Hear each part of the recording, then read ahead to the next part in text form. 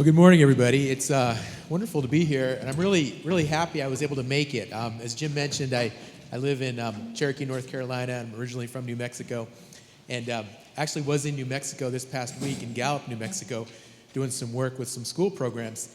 And my original plan was to fly back to North Carolina on Friday and then fly here Monday morning. And with the weather like it was, just completely everybody snowed in, I just decided to stay put in Albuquerque and fly directly here on Monday. And I'm really grateful I did that because I don't think I'd be here if I hadn't made that decision. So that said, this is a training. It's a very interactive type of training. It's actually designed for about a half-day type of training schedule. So I'm going to kind of go through and summarize some of the key points. There's different activities that are involved with this training. I'm going to demonstrate maybe one or two of those. And I do apologize. I have a full set of materials and training activities for this training, but they're in North Carolina, and I wasn't able to bring them, so I had to quickly make some new materials for this training. And a little bit more background. About 2 years ago, I was doing some work with Margaret Williams and Peter Fredericks, and we were going out to different tribal governments, tribal investment committees, and just doing very basic introductory investment type training. What we found is there was a huge need for communities and tribal governments to just get a very introductory overview of what investment is. And I can speak from experience. I served on my own investment committee at the Pueblo of Laguna, and we get a lot of consultants, a lot of money managers, a lot of advisors. They come out and they just talk over everybody's heads. And they come out with these big fancy PowerPoints and all kinds of spreadsheets and graphs and statistics, and it's just too much too soon. So we decided we really need to take a step back and just look at investment from a very, very basic standpoint and build from there. So that was really the motivation and the inspiration for this training and some of these activities that we're going to do. And again, for any of you folks that this is review for, I apologize. Just keep an open mind. And for those of you folks where this is new information, I encourage you to embrace the topics and the concepts. What I'm really about is just encouraging people to learn more about their finances, be they individuals or institutions, tribal governments. I'm just a big fan of personal finance. It's what got me into this industry to begin with. I was I did not go to school for finance. I'm actually a history major, and I came out of school in the early 90s, and at that time the internet was really coming on, and there was just so much information out there. It was really an age of self-empowerment. I had student loan debt, I had credit card debt like a lot of people, and I just learned, what I needed to do to manage my money and got involved in investing, and here I am today, going out and doing training and consulting work. So really feel blessed that I've been able to turn this into a career. Okay, so let me talk a little bit more about this training, tribal investment training. And a lot of times when people are in a situation where they want to invest money, maybe they've come into a little bit of a lump sum, a liquidity event like Mr. Logan mentioned, or they're sitting on an investment committee with the tribal government and they have excess funds and they want to invest them. Very often people right away think, well, what should I invest my money in? And they hear about different types of investment, different types of stocks or bonds or mutual funds, or maybe, restaurants and businesses, entrepreneurship and things like that. And they right away start thinking about what kinds of investments they should make and what kind of a return they should make and things like that. And it's really important to take a step back before anybody answers any of those questions, specifics about investing, and answer these three items here. What, when, and how? These are the first three questions that any investor should ask before investing 1 penny of your money. What is it that you want? What are you trying to accomplish? Are you saving money for retirement? Are you saving money to purchase a home? If you're an institution, are you saving money for the long haul, for college educations, to care for elderly? What are your objectives? What is it that you're trying to achieve? Number one, figure that out. Decide what that is. Number two, when do you want it? What is your time frame? Are you investing for a relatively short period of time, under 5 years? Are you investing for an intermediate period of time, maybe 5 to 10 years? Or are you looking way out into the future, 10 years, 15 years, 20 years and beyond? Okay? Because depending on what it is you're trying to achieve and what your time frame is, those are going to be very, very different types of investment strategies and different types of investments where you're going to want to put your money. Okay? And then lastly, how? How do you want to achieve this? And specifically, how much risk are you willing to take to make these objectives, to make these goals come true? So it's a general rule of thumb that the higher the return, the greater the return that you achieve on your investments, the more risk you have to take. So it's really important to figure out for yourself, what is your risk tolerance? How much risk can you take as an individual or perhaps as a community? And design your portfolio, your package of investment products in that regard.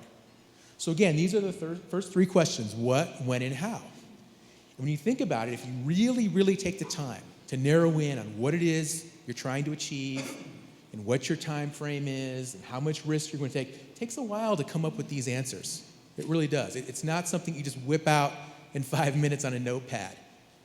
This can, be a lengthy process. It's, strategic planning, investment policy statements, things like that. But once these three decisions are answered, going out then and investing the money, picking the products, designing the portfolio, that's actually kind of the easy part. It really is. Because once you know what you're looking for and what you need to accomplish, picking products to suit those needs are pretty basic. But this is a challenge, because I can tell you it takes a lot of time to answer these questions and figure out what it is that people want to achieve. And far too often in the world of investing, I see people skipping these three steps here and just jumping right in and wanting to invest their money, wanting to purchase different types of stocks, interested in different types of securities, and not really thinking about what, when, and how. Okay? So a little bit of terminology here. Principal. This is what we refer to as our original investment, the amount that we originally set aside and put to work as an investment. Income is the cash that's generated from that principal. Could be in the form of interest, could be in the form of dividends, could be capital gains, okay? A basis point. So we talk about percentage points, 1 to 100, 1%, 2%, 3%, 4%, okay? A basis point is simply 1/100th of a percentage point. So it's the space in between each percentage point. So in between every percentage point, between 1 and 2%, we have 100 basis points. So another way of saying 1.2% is saying 120 basis points. Now, why is this relevant? Because a lot of times when we're dealing with investments, we're dealing with very small interest or percentage increments. So to use 1%, 2%, we're dealing with much smaller numbers. So we use basis points. So rather than say 0.5%, an investor might say 50 basis points. Okay? We'll get more into basis points here shortly. Investment, basic terminology here. This is a tool to increase the cash that you receive and regulate when you receive it. And this terminology here came out of an OST PowerPoint. I'm not sure who at OST came up with these definitions, but they're really good. And then risk is the likelihood and extent of losing principal in order to achieve an investment return. So this is the risk of loss, of losing what you've invested. Okay. So investing objectives, how do we invest? Do we just put all our money into some type of investment and just wait and see what happens? There are a lot of different strategies and techniques for investing money. Lots of them, okay? We focus on these three because these are the investing objectives that OST practices when investing tribal dollars, okay? Buy and hold, income, and liquidity. There are many, many other types of investment styles and strategies. Carry forward, momentum, value, trend following, okay? All kinds of fancy terminology. Some are very risky, some are very speculative, some are a little sophisticated. We're not going to worry about those. All we're going to focus on today are buy and hold, income, and liquidity. So how do these work? Buy and hold, I purchase an investment, and I just sit on it. And I wait for as long as it takes until it goes up in value. And either I sell it when it goes up in value, or I just wait and receive interest payments or dividends while I'm holding on to it. It's the most basic type of investment strategy. It's also considered a relatively conservative or safe way to invest your money because it's a long-term perspective, okay? Income. This is when not only do I have my investments, I'm holding on to them, but I'm hoping that they actually generate income or return while I have them. So bonds, for example, pay periodic interest payments. Those are income, and that's a strategy. I'm going to pick investments that are going to pay me ongoing income. So rather than having a buy and hold investment where I might possibly wait for a number of years before I get that actual return in my pocket, with an income strategy, I've got my investments and they're constantly working for me. They're constantly generating money that I can use, perhaps for a tribal budget or something like that. And lastly, liquidity. Now, this is the shortest time frame. This is when I invest my money with the expectation that I can get to it anytime I need it. Short term. So maybe I've got some money that I want to park for just a few months, maybe 3 months, maybe 6 months. And I might need to get at it in a very short period of time. Okay, maybe next year when the budget's due or something like that. So liquidity, here again, short term. And these are, reasonably low risk investments, not too volatile. So I know that, 3 months down the line or 6 months down the line, I can get my money back anytime I need it. Okay? So those three styles: buy and hold, income, and liquidity. So what is a good investment return? And we hear a lot about people investing money and wanting to, get rich in the stock market. Anybody, what do you consider a good investment return? If I were to give you $10,000 right now and say, I want you to invest it. I want you to invest it for, a number of years. What kind of a return would you be happy with? Anybody? Ma'am, how about you? Would you want to double your money, triple your money? Yes? No idea. Probably for short term, just double your money. Double your money. Double your money. How many of us, if we were to invest, say, $10,000 in 5 years, how many of us would be happy if we could double that? Turn $10,000 into $20,000 in 5 years. That's pretty good, right? Okay. Well, let's look at it over a 20-year time frame. We have $10,000. We sock it away for 20 years, so we're not going to touch it until the year 2036, okay? And let's assume we're going to get a 10% annual return, and we're going to compound this interest. So every year our interest is going to build upon our principal. What do you think our $10,000 is going to look like after 20 years? Anybody want to take a guess? Are we going to double our money? Double our money? Let's see. About $67,275. So we've increased our principal sixfold in 20 years, and the rate of return was 10%. So a lot of times people say, I want to double my money in 5 years, triple my money, okay? What you want to think about is, what is your annual rate of return? And 10%, that's a good benchmark. If you can achieve annual rates of return even close to 10%, you're going to be doing really, really well with your money. And I can tell you that a lot of professional money managers, pros, experts, stay up nights pulling their hair out trying to hit a 10% return. So sometimes when I talk to people and tell me, I want to double my money in 2 years, that's like a 50% annual return. Very, very unlikely. And in order to get a return like that, an investor would have to take an enormous amount of risk, which they might not be prepared to accept. Okay, stocks and bonds. So I always like to introduce this topic with a question, because we hear so much talk about stocks and bonds, and those two terms are almost synonymous, right? Stocks and bonds and stocks. Anybody in the room tell me, and pros in the room, because I know we've got a lot of investment people in the room that specialize in these types of topics, but somebody who can tell me, what is the difference between a stock and a bond? Anybody? A stock and a bond? Bonds and stocks? Okay, well, I'm going to make this very, very simple, okay? Think of a big, giant jigsaw puzzle, except instead of 100 pieces or 1,000 pieces, it has millions of pieces. A corporation is like a big jigsaw puzzle.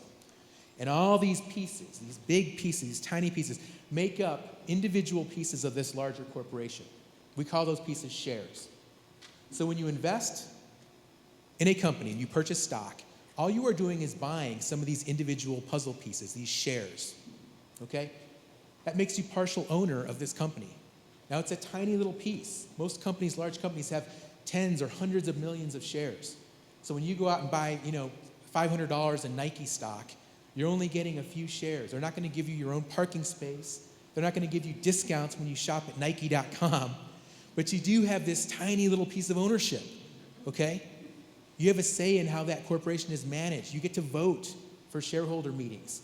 And the idea is, if this company does well, it keeps its costs down and its revenues go up, more people want to buy these shares of stock, causing the value to go up, supply and demand, okay? So when you purchase stock, you are an owner in a company, equity. A bond is very different. When you purchase a bond, you're not buying individual shares. You're not buying a stake of ownership. Think of a bond like a loan. Corporation needs money to build a new factory. Okay? So what they do is they issue bonds, and investors buy those bonds, similar to funding a loan, and they get interest payments for the entire duration or the period that that bond matures. And then when the bond finally matures, it could be 10 years, it could be 15 years, it could be 20 years, they get their original principal back.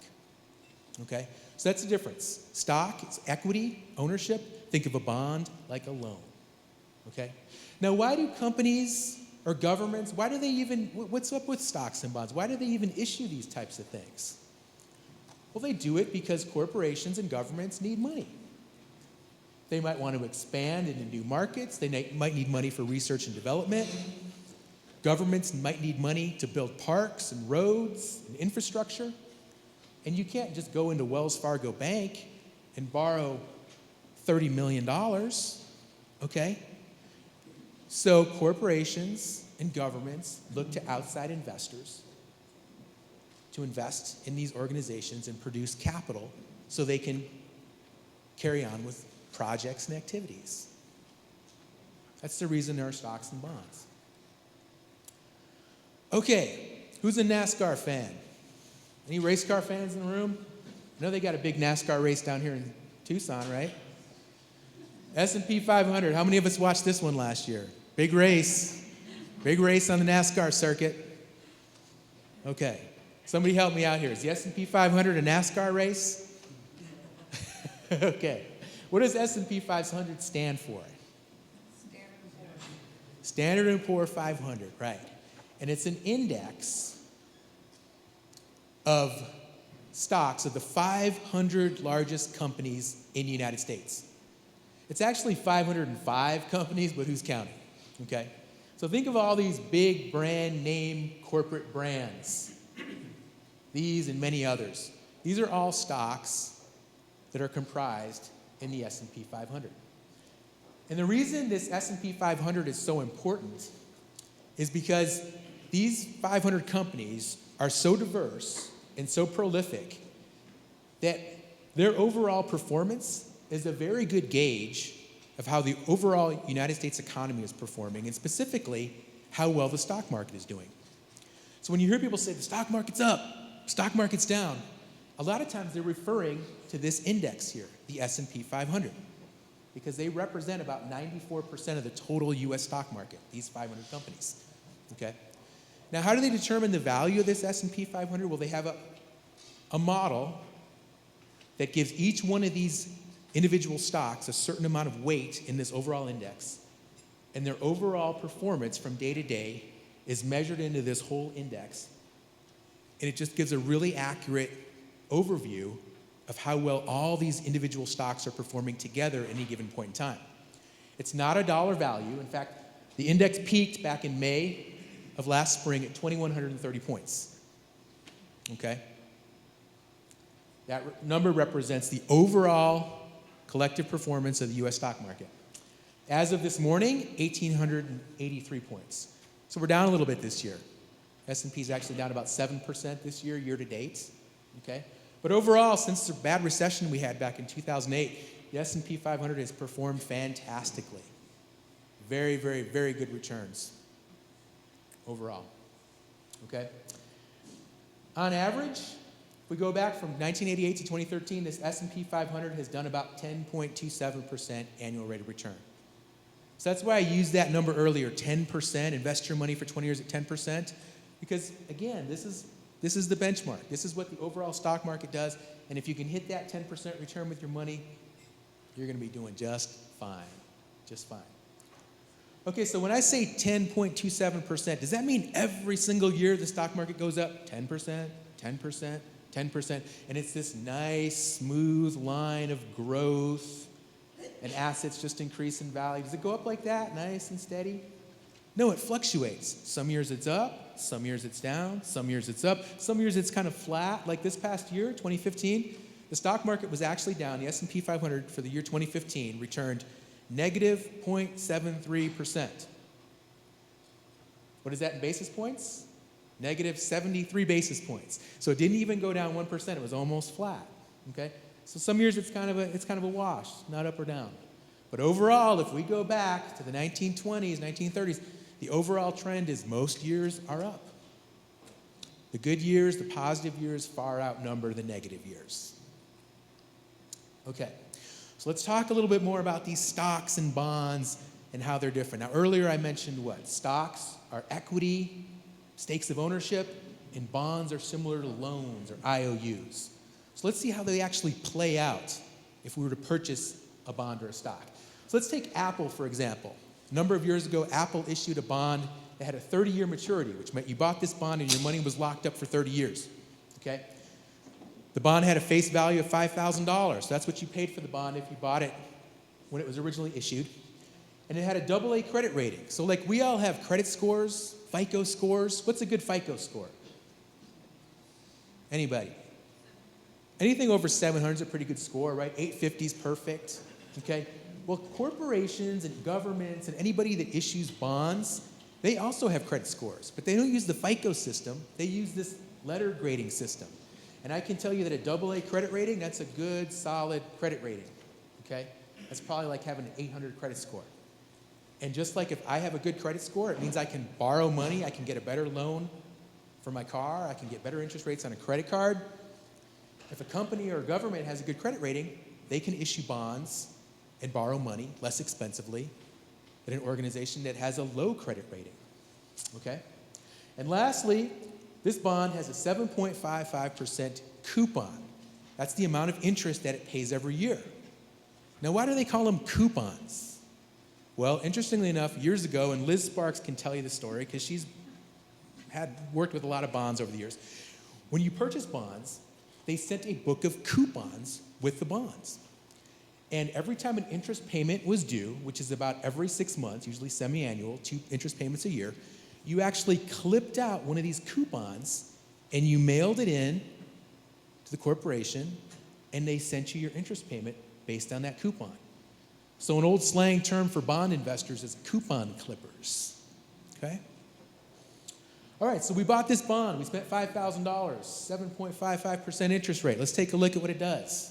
30 years later, our money's just about tripled in value. What do you folks think? Is that a good investment?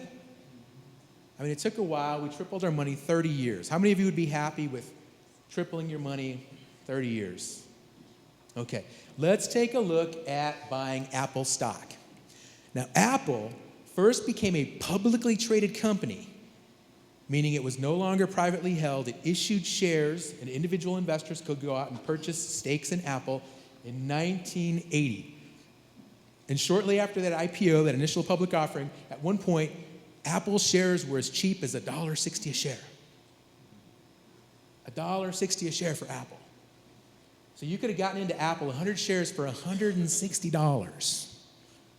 Now, what do you think 100 shares of Apple stock purchased way back in the 80s would be worth today? Do you think worth more than 3 times what it was then? I think so. So by 2000, that's assuming you never sold any of that stock, you held on to it, reinvested any dividends. By 2009, your 100 shares of stock are worth almost $100,000. So if we could go back in time and turn back the hands of the clock, and I would say, hey, I got 2 options for you. You can invest in some bonds with Apple, or you can buy some Apple stock. What are you folks going to do? Bonds or stock? Stock, right? Absolutely. Okay? Problem is not every company that issues stock is nearly as successful as a company like Apple. And for every Apple that has some kind of meteoric rise, there are hundreds of companies or thousands that don't do anything nearly as well or go bankrupt, worse yet. Okay? So the lesson here is that bonds in general are less risky, but their potential for growth is much lower. Because with a bond, all you get is that original coupon or interest rate that you agree to. So you're going to get a company like Apple that does enormously well, and if you bought the bond, you're not going to enjoy any of that upside because you made a deal. And the deal is I'm going to invest my money for 30 years and I get a fixed interest rate. You go in the stock market and you purchase stocks. Stocks are riskier. They're more speculative. But the potential for upside is much higher. So it's all about balancing that risk and reward. Risk and reward. Bonds, less risk, less potential reward. Stocks, greater risk, greater potential reward. Okay. Let's look at Walmart real quick just for fun. Walmart went public in 1970. Could have picked up 100 shares of Walmart stock for $1,650. What do you think Walmart stock is worth now? Now think back, in 1970, Walmart was not in every city in America, right? They were still a small regional discount chain based in Arkansas. Take a look at Walmart. Holy cow, by 2004. We're millionaires many times over, okay? But before anybody gets excited and runs out of here with a couple $100 and wants to go invest in the stock market, let's take a step back and think about this, okay? Because I told you earlier, this is not the typical type of return that we get when investing in stocks. 2008, S&P 500 lost 37%, negative 37% from the year. Worst year in the stock market since 1937, the year my mother was born. We had a lot of companies that lost a lot of money. We had a lot of investors that lost a lot of money. These are all examples of financial stocks that went bust. Bear Stearns, Lehman Brothers, look at that. Triple-digit stock prices go down into the pennies. Washington Mutual, at one time the largest or one of the largest commercial banks in the United States, based in Seattle, Washington. Belly up, its assets were ultimately bought by Wachovia, which then became Wells Fargo. And Fannie Mae, the government-sponsored entity that purchases home mortgages and keeps the cash going to provide a healthy lending market for homes and home purchases. We, the American taxpayer, bail those folks out. So the lesson here is stocks are risky, okay? So earlier I talked about the S&P 500, and that's a good benchmark, a good way to gauge the stock market, but there are a lot of different measurements for investing. And depending on what types of financial products we're investing in, what types of securities, what types of bonds or stocks or funds that we're purchasing, we want to look to some sort of a measuring device to determine whether or not our returns are good. Because earlier I said, well, 10% is a pretty good annual return. It's a good, solid return, okay? But like I said also, returns fluctuate from year to year, okay? Some years the stock market does 20% or 30%. Other years it's lower. Okay? So if somebody says, well, my portfolio is doing great, I just returned 12%. Well, that might be good, but if the broad market, the indexes all returned higher than that, if the S&P returned 18% or 19%, we underperformed against that index. And we actually didn't do as well as we might have thought we did. So it's all about using a measuring stick, okay? It's like the old saying, am I tall? Anybody? You guys think I'm tall? Am I tall? No. I see one woman nodding her head, yes, he's tall. This other woman saying, dude, you're not tall. What are you talking about? Okay? I'm 5'9". I'm 5'9". Is that tall? Okay, I think if I went to Willy Wonka's chocolate factory and hung out with a bunch of Oompa Loompas, I think everybody would think I was tall. But if I were to walk onto an NBA court, I'm a midget, right? So it's all relative. It's all relative. There's no such thing as tall and short. It's all relative compared to an overall benchmark or a standard. And that's what these indexes all track, are different types of investment portfolios. So the S&P 500, that tracks the 500 largest companies in the United States. The NASDAQ Composite, that's another widely used stock index, but it's weighted a little bit more heavily onto the technology stocks. So anybody that's interested in like Silicon Valley and things like that, those stocks are better reflected in the NASDAQ. The Dow Jones Industrial, that's the old classic index of 30 large industrial stocks, going back to the late 1800s. The Russell 3000, that's 3,000 U.S. stocks. And a lot of people look to that along the lines of the S&P 500, because the Russell 3000 pretty much includes almost every stock that is issued in the United States. That's a really, really good, fine benchmark for just evaluating the overall stock market performance. The Russell 2000, these are specifically small stocks, little companies we probably haven't heard of, not the big brand names that you have in the S&P 500. Morgan Stanley Capital Index, those are international stocks. So if you're interested in investing your money overseas, foreign corporations. That's a good index to look at. And then lastly, the Barclays U.S. Aggregate Bond Index. And these are investment-grade U.S. bonds, which are high quality. Think of good credit scores, companies with good credit scores that issue bonds, okay? So this training, we do talk a little bit about stocks, but primarily we talk more about bonds as we move into this training because for those of us that know, when you have money that's held in trust and is invested by OST on your behalf, on your tribal government behalf, or even if you're an individual IAM account holder, OST does not invest in stocks, right? Only fixed income, bond-like instruments that have a government guarantee, government issue, okay? So we talk a little bit more about that going forward, okay? So, Jim, how are I doing on time? It's 15 minutes? Okay. So let me do a quick activity here. One activity that I do a lot in trainings, it's called Where Should I Put My Money? And we have different signs, and we show different types of investment products, like a corporate bond, or a government bond, or a savings account, or a money market, different types of investment products. And we have participants arrange themselves from the lowest yielding investment all the way to the highest yielding investment. And what we learned from that activity is that overall, if you go back about 30, 40 years, the stock market is your best bet if you're investing for the long term. But if you're investing for the short term, you want to look at investments like fixed income, like money markets or even bank accounts, certificates of deposit, or government bonds, things like that that are more stable in the short term. Okay? So the lesson is more risk you take, investing in stocks, greater return, but there's also volatility involved. So the next activity that we followed it up with is thinking more about stocks and how well they actually perform in the short term. Because the stock market is a really good investment for the long term, but if we're thinking short term, less than 5 years, less than 3 years, we probably want to stay away from the stock market. And here's why, because it's very volatile. So what I'm doing here is I'm passing out all these paddles. And for those of you folks that get one of these paddles, it has the name of a brand name stock, a corporation that issues stock, okay? So everybody that has one of these, just go ahead. On one side, there's the writing, the name of a company. On the other side, there are some numbers. Please don't show the numbers, just keep the writing down. And this activity is called Good Buy, Bad Buy. And what we're going to do here, as a group, we're going to go through each one of these companies' names, and I want us all to come up with a general consensus. If we go based on last year, 2015 annual performance, how well did each one of these stocks perform last year, 2015? If you'd invested in each one of these companies, was it a good buy or a bad buy in 2015?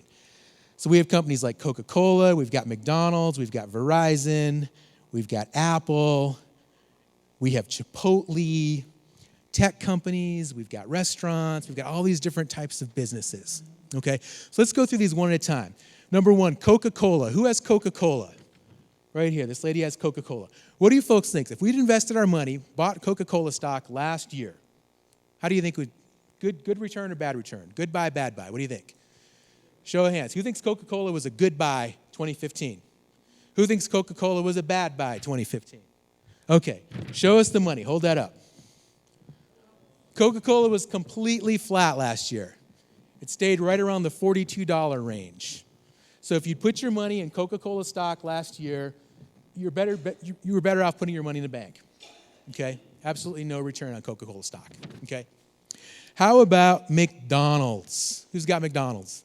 Okay, McDonald's. Good buy, bad buy. What do you think? Show of hands. Good buy, McDonald's? Not too many takers on McDonald's. I don't know. Bad buy, McDonald's.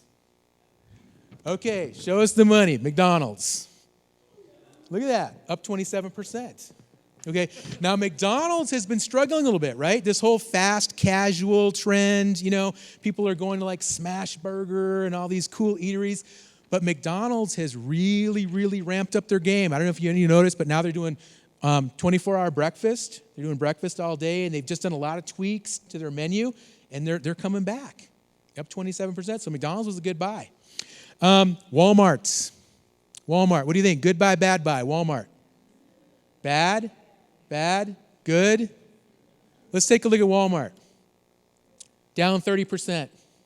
Okay?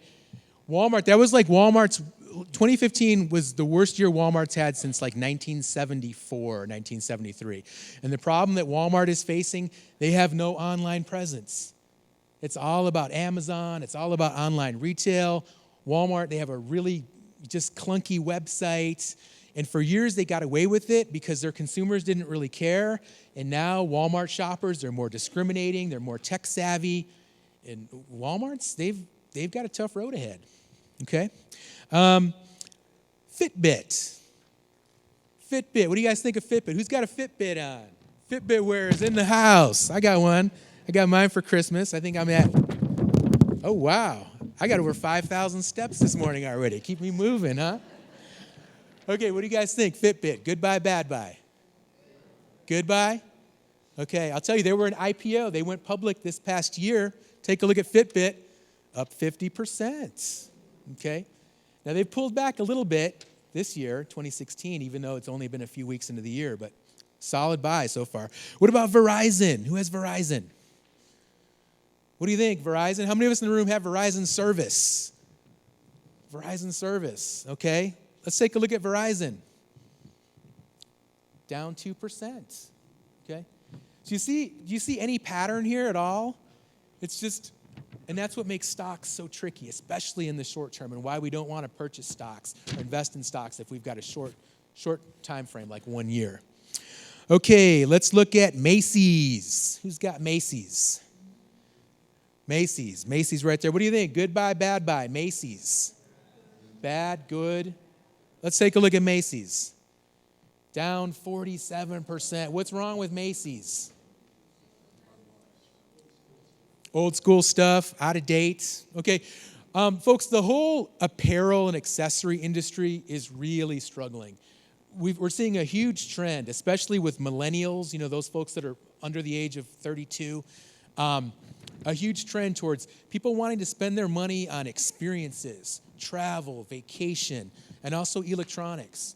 So people are just pulling back from clothing and accessories and things like that. And it's not just Macy's. A lot of, apparel retailers are really struggling right now. Let's look at ExxonMobil. ExxonMobil, the largest non-government-owned oil company in the world. What do you think? Good buy, bad buy? Good buy? Show of hands, good buy. Show of hands, bad buy. Okay, all you bad buy people, what's wrong with ExxonMobil? $30 a barrel oil, right? Probably going to hurt ExxonMobil's bottom line. ExxonMobil, show us the money. Who's got ExxonMobil? ExxonMobil, down 16%. Okay? Tough times in the oil industry right now. Great times for us drivers, not so great for people that own oil companies or people that are employed in the oil industry. Abercrombie and Fitch.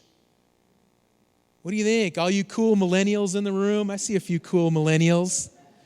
Abercrombie and Fitch, hot company, hot stock. What do you think? Show of hands. Good buy, Abercrombie. Bad buy, Abercrombie. Wow, what's wrong with Abercrombie and Fitch? Recession? No public perception. Oh, not cool. Okay, let's take a look. Abercrombie and Fitch, down 1%. Okay, actually, at one point in 2015, Abercrombie and Fitch was down about 30%. And yeah, you're absolutely right. There's a brand image issue there. The other thing too, Abercrombie and Fitch, they're really, really getting hammered by these less expensive retailers like Forever 21, H&M. And for some reason, Abercrombie & Fitch, they're just not cool with the younger crowd now. They've kind of lost that edge. And they've really changed their advertising around. Remember, they used to have those like practically like nude, print ads and things like that. They've scaled back on that. They're not doing their branded shirts and branded apparel anymore, but it's tough for them. And again, it's tough all over with a lot of retail right now. Apple. What do you think about Apple? Good? Good? Are we all in agreement? Apple's a good buy? Let's see Apple. Somebody has Apple. Oh, there we go. Okay. Down 4%, okay? So the issue that Apple has is, like pretty much we've all got iPhones now, right?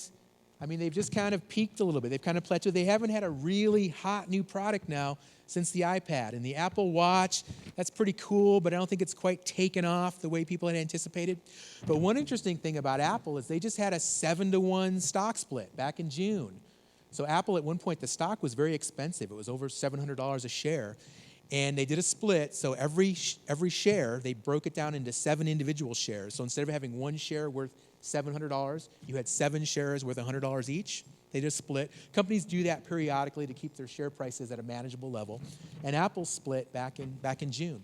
Okay, Jim, how are we doing on time? A few more minutes? Okay, thanks. Next we have Nike. Who's got Nike? Okay, Nike, good buy, bad buy. Let's take a look at Nike. Solid return. Solid return. Nike also just had a split. It was Christmas Eve. Christmas Eve, December 24th. Nike had a 2-for-1 split. Okay.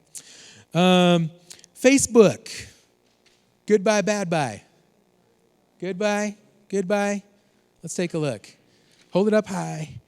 Up 33%. So, when Facebook first went public a few years ago, it was kind of rocky. Do you remember that? They really struggled, but now they've kind of hit their stride, and they're solid, doing really well. And again, Facebook has evolved. It's not about, we still have our own accounts, and we post pictures of our birthday parties and things like that, but it's really moving on more towards a utility. I mean, that's where you go to do research and things like that, and that's really, where Facebook is headed long term.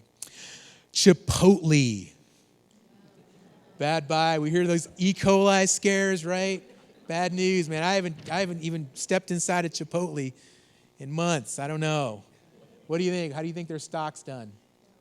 Who's got Chipotle? Show us the money, Chipotle. Minus 29%, okay? And it's not just the E. coli. The problem with Chipotle, they're now up to 900 stores, okay? They have no international presence. They've kind of hit a plateau here in the United States, growing pains. So in order to get to that next level and keep producing, increased value to shareholders of their stock, they've got to establish a global presence. They've got to figure out, a way to kind of get to that next level in terms of their growth. Netflix. Bad buy, show of hands, bad buy, Netflix. Show of hands, good buy, Netflix. I'm going to give you a hint. Netflix in 2015 was the top performing stock in the S&P 500. Top performing stock. Netflix, show us the money. Let's see it. Up 134%. Okay. So if you bought Netflix stock last year, you were pretty happy. Okay. All right, so the overall S&P 500, what did I tell you earlier? It was down how many basis points? 73, minus 0.73% or 73 basis points. So again, the lesson here, long-term stock market, pretty good move. Short-term, we want to watch out for these stocks because they can just go all over the place. Up and down, okay? We're about out of time.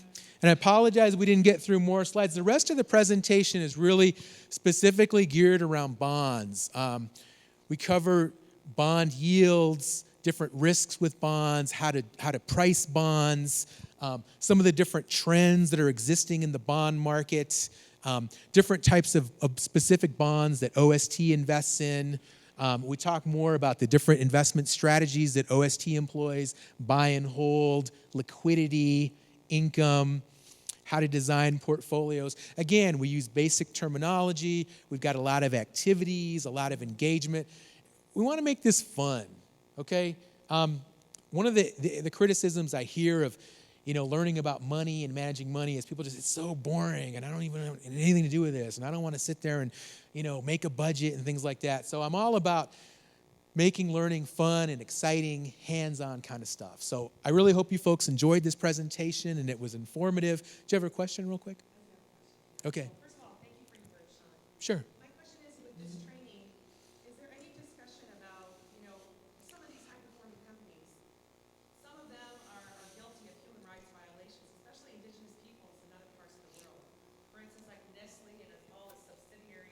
Right. and child slave labor. I mean, in all this discussion of returns and investments, is there any explicit discussion of, let's say, a Native nation or Native people want to invest, but for myself anyway, I don't want to know that I'm making money off another indigenous people's misery. Right. Is there any discussion of that? There is actually. And what you're referring to is a trend or a style of investing called socially responsible investing. And it's about looking at corporations and looking at their overall track record. And we do talk about that. And I know when I served on the investment committee at the Pueblo of Laguna, we took a very serious approach to socially responsible investing. The challenge that you want to deal with when talking about socially responsible investing is there are so many different issues that companies deal with. And you have to figure out, again, what did I talk about earlier? What, when, and how? What is it that's important to you? We can talk about human rights violations and sweatshop factory conditions in China. We can talk about companies in the United States, defense contractors, creating, weapons of mass destruction and things like that. We can talk about, companies in Latin America that exploit, farm workers and things like that. All these different issues that fall under the aegis of, socially responsible investing. So again, we do talk about that. We make it important. So the people just do think about where their money's going. And I'm a big believer in, I like to vote. I'm a registered voter. I voted all the elections. But in many ways, I think how we invest our money and how we choose to allocate our assets, in many ways, I think that almost has a bigger impact on the overall direction of how this country is going than just when we vote. So I'm a big fan of socially responsible investing. I think it's important to talk about. But it's also, there's a lot of different areas, a lot of different types of socially responsible investing. So we want to make sure people understand that. And I'll preface this as well. The bulk of this training is more geared around the bonds and the fixed income. We kind of did the juicy stock stuff initially, but from this point on, we talk a lot more about bonds and how those work. And those, it's, again, socially responsible investing. It does come into play with bonds as well, but it's not all about, big companies making millions of dollars and stocks going from, $10 a share to $1,000 a share. It's a lot more, moderate and talking about bonds and stuff. Mr. Logan, did you have a comment real quick? Just very fast. Thank you for your information.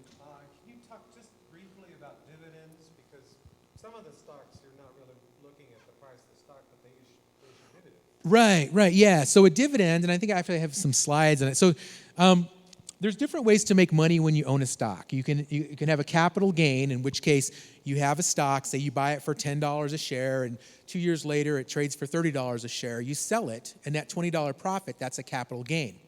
A dividend, some companies, not all, but periodically throughout the year, they will take a portion of their profits, and pay them back to shareholders in the form of a dividend. And most companies that issue dividends usually do it 4 times a year, quarterly. For instance, Nike just paid a dividend on January 4th, okay? A good rule of thumb is a company will take about 50% of their post-tax profits, and they'll pay it out as a dividend. Good rule of thumb, okay? So for instance, like Nike, it pays a dividend of about $1.60 a share, I believe, but they pay it 4 times a year. So you break that $1.60 down into 4 separate payments, it's about 40 cents a share.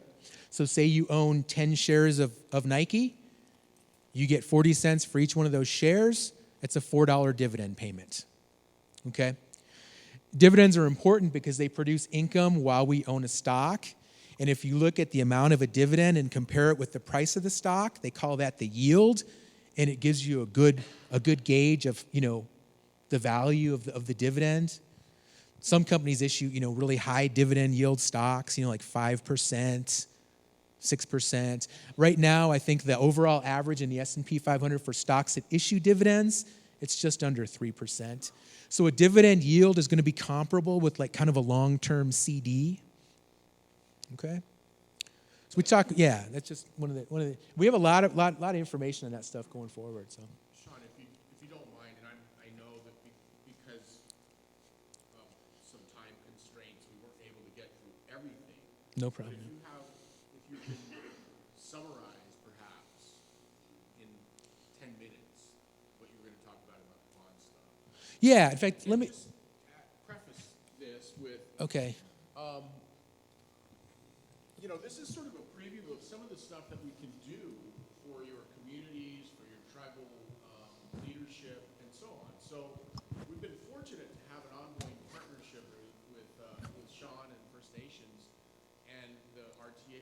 trust administrators and the fiduciary trust officers out there, so we can arrange to do this in your community and actually spend the time that it takes to go through everything. Just let us know, or let your trust officer know, and then we can think about bringing it, out to Crown Point or wherever. I know Shawn's done a number of these presentations to support the land buyback program, for example, up in Crow and a number of different places. So it's really good. It's good information. I hate to shortchange it, but that's kind of the nature of how we We'll take it out of FINRA's time.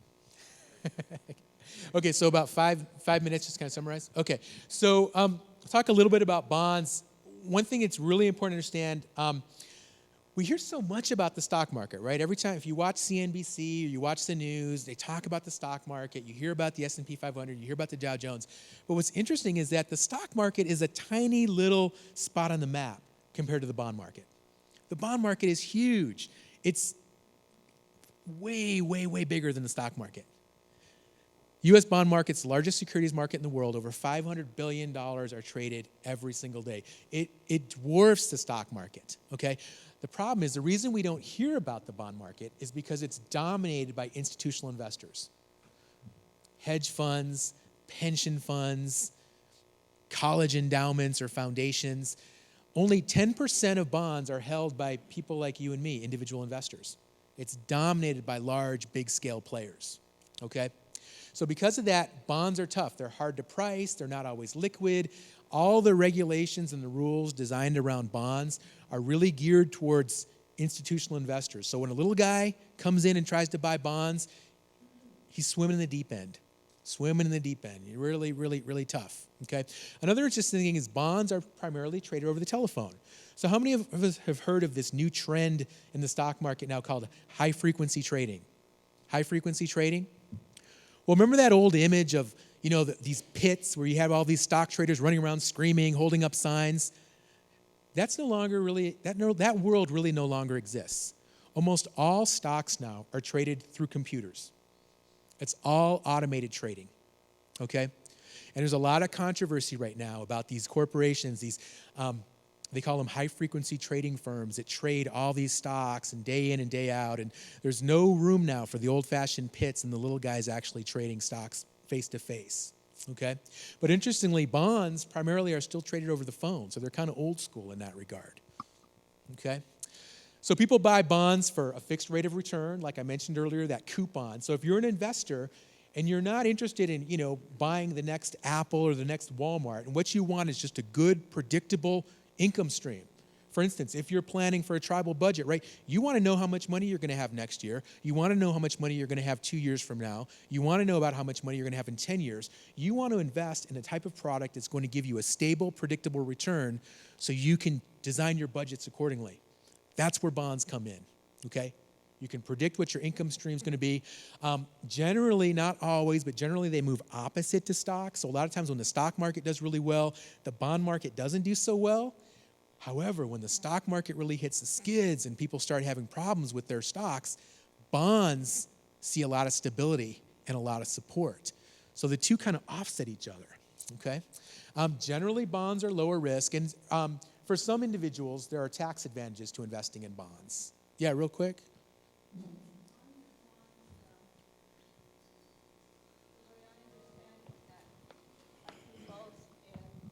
Age has a lot to do with it. Age? Your age, because I'm saying as you get older, isn't it the way Right. I understand is Right. that you, I'm moving out of stock as I've, Yes, that's a good point. So earlier we talked about, determining what your risk tolerance is and what your needs are as an investor. So a lot of times what investors will do, individual investors or even institutions, when people are young, like somebody just getting their first job out of college, maybe in their mid-20s, and they participate in their company-sponsored 401k, their retirement plan. When people are young, they can afford to take more risk because they have a lot of time to weather out the market if things go wrong. So they'll put a lot of their money into the stock market, invest heavily in stocks. But as they grow older and they get closer to retirement, they don't want that volatility. They don't want that risk. They want the stability. So they'll increase their bonds. So you might have somebody young, just starting out, a millennial, and they might have, 75, 80% of their money in stocks, and then just, maybe 25% in bonds. And as they get closer and closer to retirement, they're going to decrease their stocks and increase their bonds. So right about the time they're ready to retire, they might be almost, 90% bonds and a little bit in stocks or just the rest in cash. So yeah, bonds are, there's definitely, you want to think about, how old you are. And again, we talk about, evaluating your risk. All these issues come into play: your age, your health, your dependence, your income. And a lot of it too is just your own emotional, aversion to risk. If you're somebody that just doesn't sleep well at night because you're worried about your investments, you're probably a low risk individual. The number one thing to remember though is that you determine for yourself what your risk tolerance is. You determine it. Not an investment advisor, not a broker, not an advisor. They can guide you in the right direction, but don't ever let anybody tell you, oh, you can take this much risk. You should take this. You decide for yourself, because we all have our own risk tolerances, okay? So these are just some more risks. There are risks in bonds. When I say low risk, that does not mean no risk. Inflation is one of the biggest risks of bonds, because for those of you that follow the inflation at all in the United States, it averages about 2% a year. So every year the value of the dollar is eroded by about 2%. Okay? Well, stocks are immune to inflation usually, because if inflation goes up, a company just raises their prices. So they can protect their stock price and their earnings by raising their prices. But the bond, remember, your interest rate is fixed in, it's locked in. So if inflation continues to chip away at a 30-year bond that has this coupon from, years and years ago, it doesn't adjust. There are types of bonds that do adjust for inflation, but your typical type of corporate bond or government bond does not adjust. So your bonds can really take a hit if inflation gets out of line. Credit and default risk. We talked about those credit scores, those credit, ratings that bonds have. When everything's going well and companies have good, strong balance sheets, their credit ratings are high, but things can go wrong. Companies can suffer. They can lose their credit ratings. And when that happens, your bonds become a lot riskier, okay? There's also something called reinvestment risk, or call. So what happens with a lot of bonds is, even though you might buy a bond that has a 30-year maturity, meaning your money's locked away for 30 years, but quite often there's a provision, which means a company can call that bond. They can buy it back from you anytime they want, okay? And usually the only time that they'll buy back a bond is when interest rates are low, because they figure, let's pay off all of our existing bondholders, we'll buy them off, and then we'll reinvest our money at lower interest rates, and we'll pay less for issuing our bonds. So the risk that you have is, say you had a bond that was paying you 7%, it gets called, the company buys it back, they pay you your money, so you're made whole. It's like, hey, wow, I got my money back. The problem is, now interest rates are lower, and there's no way you're going to find another bond of that type of bond, of that credit risk, that offers 7%. You're going to get a 3% or a 4%. So you've lost that 3%. That's the reinvestment risk, okay? So these are things to think about when investing in bonds, okay? So here are those credit ratings we talked about, okay? So again, AAA, that's the supreme credit rating. There's only a handful of companies, corporations that have AAA credit ratings, usually only governments. Do you remember a few years ago we heard about the United States was downgraded, U.S. debt was downgraded, it was a big deal? Do you remember that? What happened there is the U.S. went from a AAA credit rating down to a AA+. AA+. So if you look at that like as an individual, that'd be like having an 850 perfect credit score and your credit score drops 5 points to 845. Well, who wouldn't love having an 845-point credit score? It's still rosy, right? But I'll tell you what, that little dip sent shockwaves all over the globe because, oh my gosh, the United States, they're having trouble, okay? Anything below that double yellow line, that's not investment grade. So those are riskier bonds, they're more speculative, and because of that, they pay higher interest rates. Anybody ever heard of the term junk bond? Junk bond? All a junk bond is one of these non-investment grade bonds. That's all it is. I think we're 10 minutes, sorry. So, yeah, and Margaret, we talked about maybe doing some more of this stuff in the afternoon. I don't know if that, do you remember that? Okay, yeah, we've got a lot more of this investment stuff. So anybody that's interested after lunch, we could pick up where we left off. Okay, thanks, folks. Shawn, thank you.